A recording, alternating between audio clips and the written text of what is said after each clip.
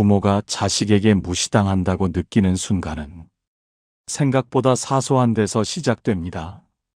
말끝이 짧아지고 대답이 귀찮아지고 부탁이 명령처럼 들릴 때 부모의 마음은 조용히 무너집니다. 예전에는 이 아이가 이렇게까지 말하지 않았는데 어느 순간부터 부모를 편한 존재가 아니라 당연한 존재로 대하는 태도가 보입니다. 많은 부모님들이 이럴 때 참고 또 참습니다. 괜히 말 꺼냈다가 사이가 더 멀어질까봐, 괜히 자식 마음 상할까봐, 부모라는 이유로 모든 말을 삼켜버립니다. 하지만 그 결과는 더 큰 무시입니다. 존중받지 못하는 부모의 침묵은 자식에게 괜찮다는 신호로 전달되기 때문입니다. 그래서 오늘 이 영상에서는 부모가 화내지 않고, 부모가 소리 지르지 않고, 부모가 울지 않아도 자식의 태도를 단번에 멈추게 만드는 단 한마디에 대해 말씀드리려고 합니다. 이 말은 협박도 아니고, 유언도 아니고, 관계를 끊겠다는 선언도 아닙니다. 그런데도 자식의 태도를 바꾸고 부모를 다시 바라보게 만드는 아주 강력한 말입니다. 그 한마디는 바로 전 재산을 모두 사회에 환원하겠다라는 말입니다. 이 말을 듣고 많은 분들이 이렇게 생각하실 수 있습니다. 그건 너무 극단적인 거 아니냐? 괜히 자식과 사이만 더 나빠지는 거 아니냐? 하지만 이 말의 진짜 힘은 돈에 있지 않습니다. 이 말이 가진 힘은 부모의 태도 변화에 있습니다. 부모가 기대하지 않겠다는 태도, 의존하지 않겠다는 태도, 눈치 보지 않겠다는 태도가 이 한마디에 담겨 있습니다. 그래서 이 말은 자식을 공격하지 않으면서도 자식의 마음을 강하게 흔듭니다. 실제로 이런 일이 있었습니다. 70대 초반의 한 어머님이 아들과 잦은 말다툼을 겪고 있었습니다. 아들은 부모를 대할 때마다 짜증 섞인 말투를 쓰고 대화를 빨리 끝내려 했습니다. 어머님은 늘 참다가 어느 날 조용히 이렇게 말했습니다. 나는 이제 너한테 기대 안 한다. 내 재산은 다 사회에 돌려주려고 한다. 그날 이후 아들의 태도가 달라졌다고 합니다. 처음에는 말이 없어졌고, 그 다음에는 부모 눈치를 보기 시작했고, 어느 순간부터는 말투가 바뀌었습니다. 이 변화는 돈 때문만은 아니었습니다. 부모가 의존하지 않겠다는 선언을 한 순간, 자식은 부모를 다시 하나의 인격으로 보기 시작했기 때문입니다. 자식은 부모가 자신에게 매달릴 때보다 부모가 스스로 서 있을 때 비로소 존중을 느낍니다. 이것은 냉정하지만 현실입니다.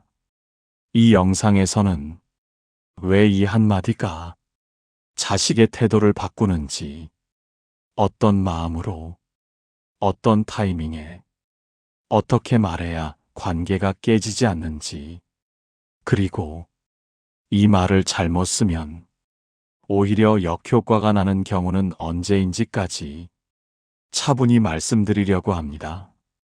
이 내용은 자식을 버리자는 이야기가 아닙니다. 부모가 부모의 자리를 다시 되찾는 이야기입니다. 이제부터 첫 번째 이야기로 왜 부모가 강해질수록 자식의 태도가 바뀌는지에 대해 말씀드리겠습니다. 이 한마디가 자식의 태도를 바꾸는 이유는 돈의 크기 때문이 아닙니다. 전 재산이라는 말이 주는 충격도 있지만 그보다 더 큰 힘은 부모의 위치가 달라졌다는 선언에 있습니다. 자식이 부모를 무시하기 시작하는 순간은 부모가 약해졌다고 느낄 때입니다. 여기서 말하는 약함은 체력이 아닙니다. 나이도 아닙니다.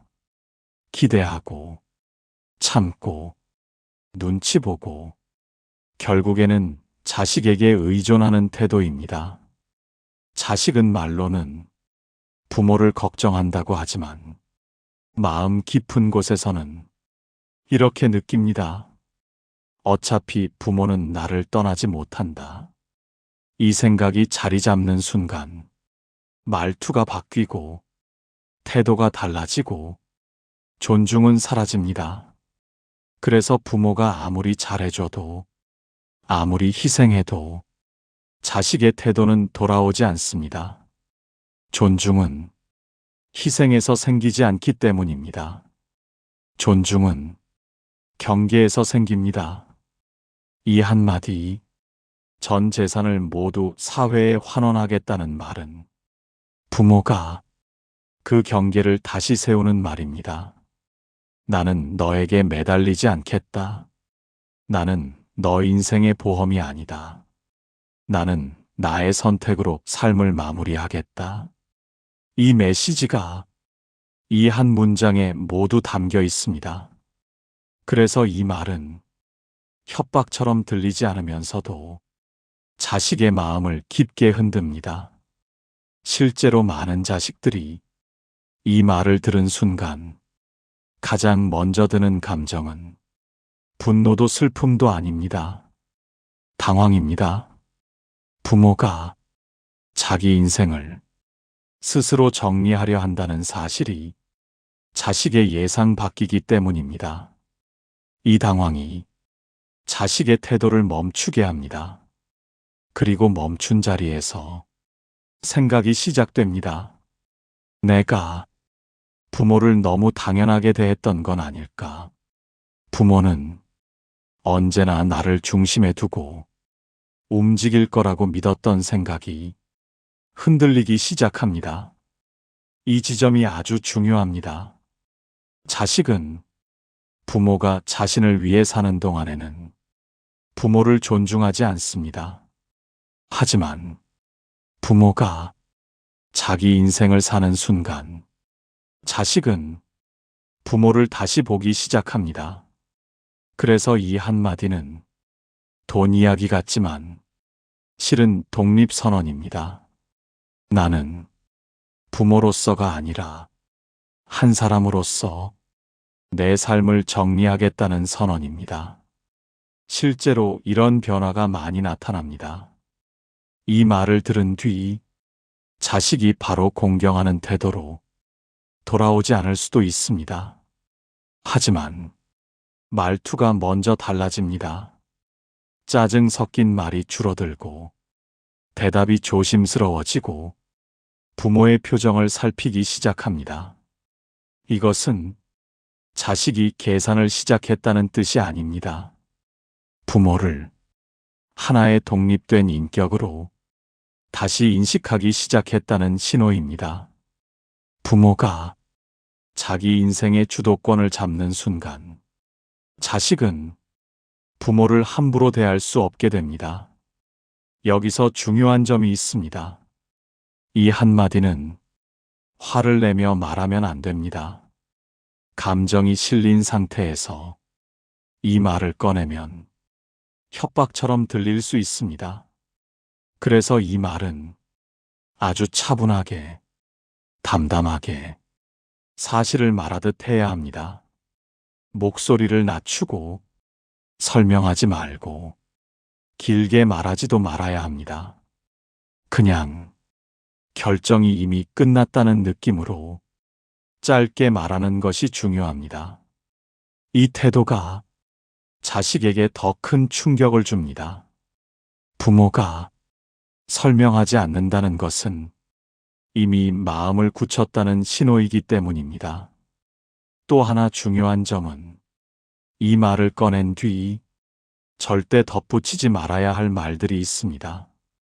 너희가 나를 무시하니까 너희 때문에 이렇게 하는 거다. 이 말이 붙는 순간 효과는 반으로 줄어듭니다. 이 한마디는 자식을 탓하는 말이 아니라 부모 자신을 선택하는 말이어야 합니다. 그래야 자식은 방어하지 않고 자기 태도를 돌아보게 됩니다.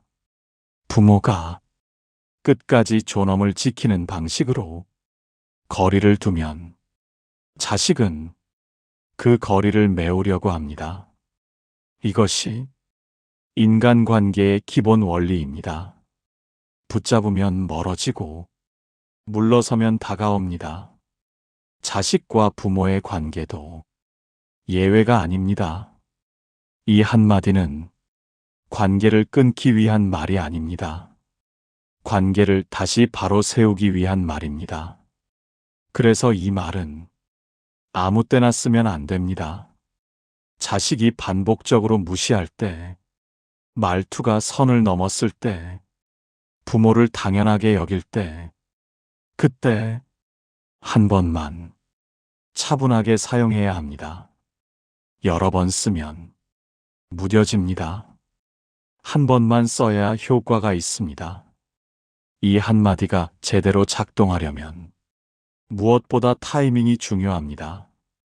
아무 때나 꺼내면 효과는커녕 오히려 관계를 더 어색하게 만들 수 있습니다. 그래서 먼저 절대 쓰면 안 되는 타이밍부터 분명히 짚고 가겠습니다. 감정이 격해진 순간, 언성이 높아진 직후, 서로 상처가 남아있는 상태에서 이 말을 꺼내면 자식은 이 말을 결정이 아니라 감정의 폭발로 받아들입니다. 그렇게 되면 자식은 본능적으로 방어합니다. 그럴 줄 알았다. 결국 돈으로 압박하는구나. 이 생각이 먼저 떠오르면 이 말의 본래 의미는 전달되지 않습니다. 그래서 이 한마디는 싸움 중에 쓰는 말이 아닙니다. 오히려 아무 일도 없는 평범한 날, 대화가 길지 않은 순간, 식사 후나 전화통화의 끝자락처럼 분위기가 가라앉아 있을 때 꺼내야 합니다. 이때 부모의 태도는 아주 중요합니다. 울먹이지도 말고, 설명하지도 말고, 억울함을 섞지도 말아야 합니다. 그저 이미 정해진 일을 담담하게 말하듯이 차분히 꺼내야 합니다. 전 재산은 다 사회에 환원하려고 한다. 이 말 뒤에는 아무 말도 덧붙이지 않는 것이 좋습니다. 이 한 문장이 공중에 잠시 머물도록 여백을 주는 것이 핵심입니다. 이 침묵이 자식의 마음을 흔듭니다. 사람은 설명받은 말보다 설명되지 않은 말을 더 오래 붙잡고 생각합니다. 이제 이 말을 들은 자식의 반응에 대해 말씀드리겠습니다. 자식의 첫 반응은 대부분 세 가지 중 하나입니다. 웃어넘기거나 말을 돌리거나 불쾌해합니다. 이때 부모가 흔들리면 모든 효과는 사라집니다. 농담으로 받아들이려 하면 부모도 웃어주지 말아야 합니다. 말을 돌리면 다시 꺼내지 말고 그대로 대화를 마무리해야 합니다. 불쾌해하더라도 설명하지 말고 사과하지도 말아야 합니다. 부모가 흔들리지 않는 태도를 유지할 때 자식의 마음에는 처음으로 불안이 생깁니다. 부모가 정말로 의존하지 않을지도 모른다는 불안입니다. 이 불안은 죄책감과 다릅니다. 죄책감은 방어를 부르지만 불안은 생각을 부릅니다.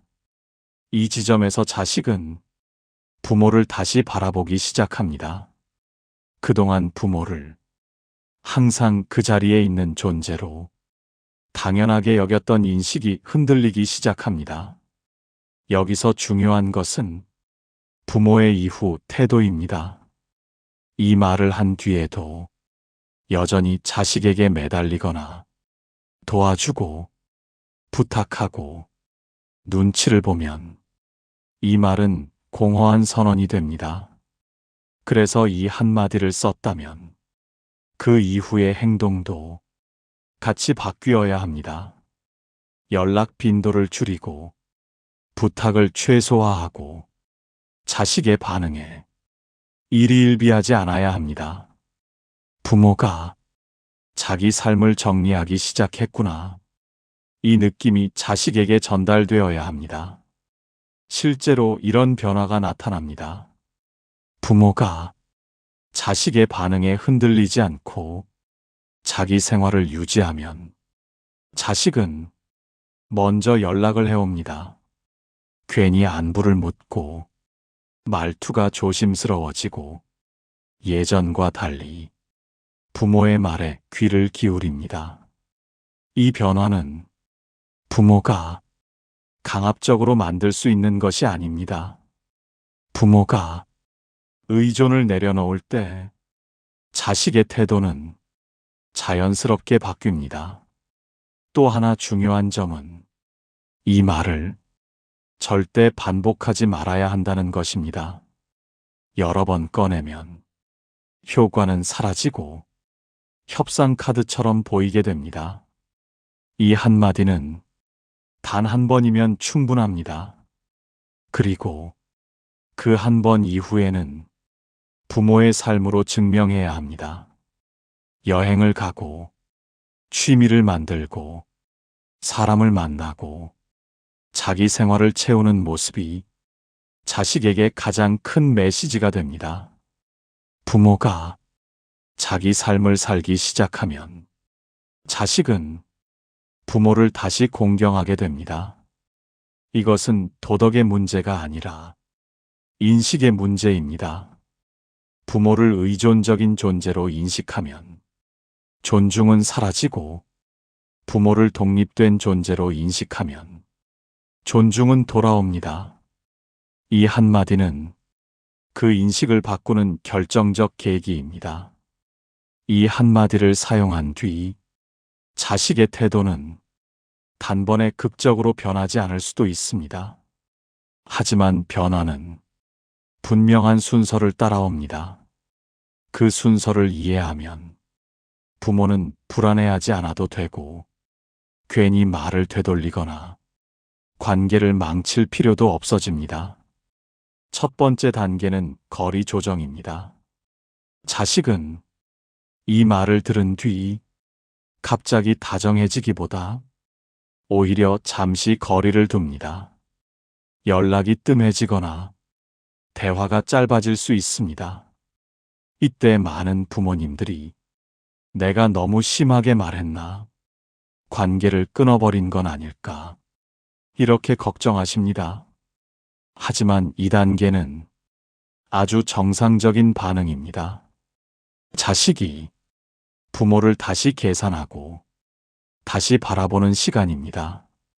이 시기에 부모가 먼저 연락하고 괜히 웃어주고 아무 일 없었던 듯 행동하면 변화는 멈춥니다.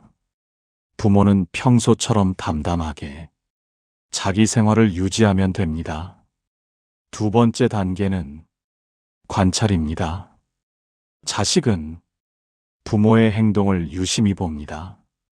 정말로 의존하지 않는지, 정말로 자기 삶을 살고 있는지, 정말로 결정이 흔들리지 않는지, 이때 부모가 자기 삶을 채우고, 자기 일정을 소중히 여기고, 자기 기준을 지키면 자식의 태도는 조금씩 달라집니다. 말투가 바뀌고, 질문이 늘고, 부모의 생각을 묻기 시작합니다. 이때도 부모는 훈계하거나 기회를 잡았다고 몰아붙이면 안 됩니다. 아무렇지 않게 평소처럼 대하면 됩니다. 존중은 요구해서 얻는 것이 아니라 자연스럽게 돌아오는 것입니다. 세 번째 단계는 재접근입니다.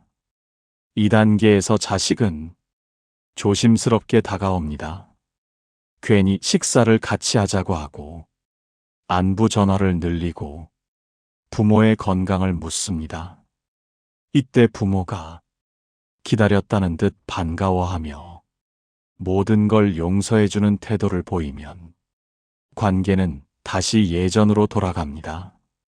부모는 기쁘더라도 조금 거리를 유지해야 합니다. 이 거리가 존중의 거리입니다. 이제 여기서 부모가 절대 해서는 안 되는 가장 큰 실수를 말씀드리겠습니다. 바로 이 한마디를 협상 카드로 쓰는 것입니다. 앞으로 말 잘 들으면 재산은 너한테 갈 수도 있다. 이런 뉘앙스가 조금이라도 느껴지는 순간 자식의 태도는 다시 계산으로 돌아갑니다. 그러면 존중은 사라지고 관계는 거래가 됩니다. 이 한마디는 되돌릴 수 없는 말처럼 말해야 효과가 있습니다. 부모의 선택이 자식의 태도에 따라 바뀔 수 있다는 인상을 주면 모든 힘은 사라집니다. 또 하나 중요한 점은 이 말을 한 뒤에도 부모는 자식에게 예의를 지켜야 한다는 것입니다. 존중은 상호적인 감정이지만 부모의 품격은 상황과 무관해야 합니다. 자식이 달라졌다고 해서 괜히 우쭐하거나 우위에 서려 하면 관계는 다시 어긋납니다. 부모는 끝까지 부모답게 그러나 독립된 사람으로 자리를 지켜야 합니다. 실제로 많은 경우 이 과정을 거치고 나면 자식은 부모에게 이렇게 말합니다. 그동안 너무 당연하게 생각했던 것 같다. 이 말이 나오면 관계는 이미 바뀐 것입니다. 이 말은 부모의 희생이 만든 결과가 아니라 부모의 선택이 만든 결과입니다. 부모가 자기 삶을 선택했을 때 자식은 부모를 공경하게 됩니다. 이것은 세대의 문제가 아닙니다. 인간관계의 기본입니다. 너무 가까우면 존중이 사라지고 적당한 거리가 있어야 존중이 생깁니다. 부모와 자식도 예외가 아닙니다. 이 한마디는 자식을 버리겠다는 말이 아닙니다. 부모가 부모 자신을 버리지 않겠다는 말입니다. 그리고 이 선택은 결국 자식에게도 건강한 관계를 남깁니다. 부모와 자식의 관계는 사랑만으로 유지되지 않습니다. 존중이 있어야 관계는 오래갑니다. 하지만 많은 부모님들이 사랑을 지키기 위해 존중을 내려놓고 살아오셨습니다. 참고, 기다리고, 맞춰주고, 괜찮다고 말하며 부모 자신을 뒤로 밀어왔습니다. 그 결과 자식은 편해졌지만 부모의 자리는 점점 작아졌습니다. 오늘 이야기에서 전한 전 재산을 모두 사회에 환원하겠다는 이 한마디는 돈 이야기가 아닙니다. 부모가 다시 자기 자리로 돌아오겠다는 선언입니다. 나는 더 이상 눈치 보며 살지 않겠다. 나는 더 이상 기대며 살지 않겠다. 나는 나의 마지막을 내 선택으로 정리하겠다.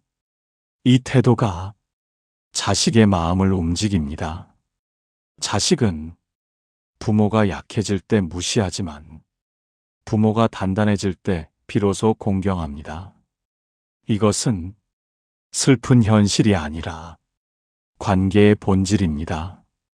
부모가 자기 삶을 소중히 여길수록 자식은 부모를 소중히 여기게 됩니다. 그래서 이 말은 위협이 아니라 정리입니다. 부모 스스로에게 하는 약속이자 자식에게 보여주는 태도입니다. 이 말을 꺼냈다고 해서 자식이 곧바로 변하지 않아도 조급해하지 마시기 바랍니다. 변화는 말보다 부모의 이후 행동에서 시작됩니다. 연락에 집착하지 않고 반응에 흔들리지 않고 자기 일상을 지켜나가는 모습이 자식에게 가장 큰 메시지가 됩니다. 부모가 하루하루를 자기 기준으로 살아갈 때 자식은 부모를 다시 보게 됩니다. 그리고 어느 순간 말투가 바뀌고 눈빛이 달라지고 부모를 대하는 태도가 달라집니다. 그 변화는 부모가 강요해서 생긴 것이 아니라 부모가 자기 자신을 지켜냈기 때문에 생긴 변화입니다. 이제 부모는 자식에게 이렇게 말할 수 있어야 합니다. 나는 너를 사랑하지만 내 인생까지 너에게 맡기지는 않겠다. 이 마음이 부모를 살리고 관계를 살립니다. 부모는 끝까지 부모로서 존중받아야 합니다. 그 존중은 요구해서 얻는 것이 아니라 부모가 먼저 자기 삶을 존중할 때 자연스럽게 따라옵니다. 오늘 이 이야기가 지금까지 말 한마디 삼키며 살아오신 분들께 작은 용기가 되었기를 바랍니다. 부모는 약한 존재가 아닙니다. 다만 너무 오래 참아왔을 뿐입니다. 이제는 부모의 인생을 부모 손에 다시 돌려놓을 시간입니다. 그 순간 자식의 태도도 함께 바뀝니다. 이것이 관계를 망치지 않으면서 부모의 존엄을 지키는 가장 조용하지만 가장 강한 방법입니다. 오늘 이야기는 여기까지입니다. 이 한마디를 마음속에만 담아두셔도 좋습니다. 언젠가 필요할 때 차분히 꺼낼 수 있다면 그것만으로도 부모의 자리는 이미 달라져 있을 것입니다. 지금 이 순간부터 부모의 삶은 다시 부모의 것입니다.